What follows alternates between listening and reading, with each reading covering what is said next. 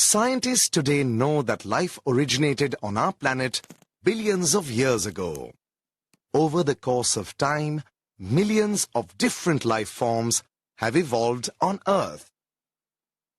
In order to learn more about this rich diversity of life, it became necessary to group different living organisms based on their similarities and dissimilarities. Living organisms can be grouped into 5 kingdoms based on their cellular structure, body organization and mode and source of nutrition. These kingdoms are Monera, Protista, Fungi, Plantae and Animalia.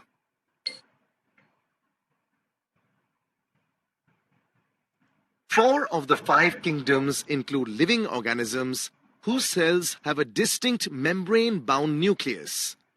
All of these organisms are eukaryotes.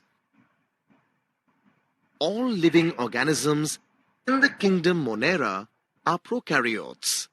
That is, their cells do not have a membrane-bound nucleus.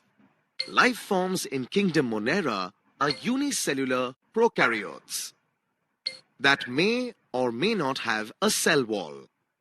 They may be autotrophic, that is capable of photosynthesis, or they may be heterotrophic, obtaining nutrition from their environment. Members of this kingdom include cyanobacteria, bacteria, and mycoplasma.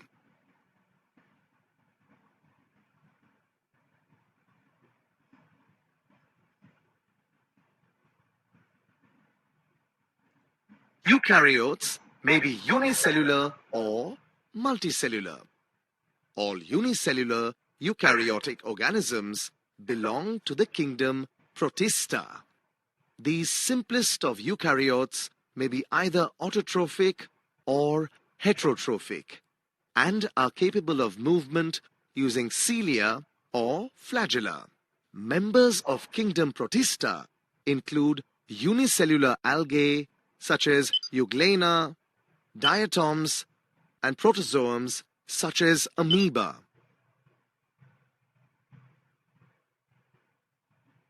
All multicellular eukaryotic organisms that do not have cell walls belong to the kingdom Animalia.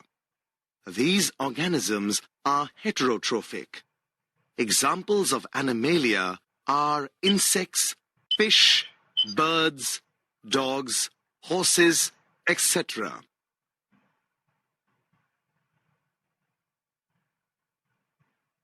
Multicellular eukaryotes with cell walls are classified on the basis of their mode of nutrition.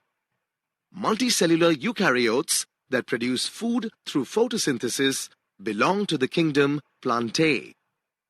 Examples are moss, ferns, and flowering plants.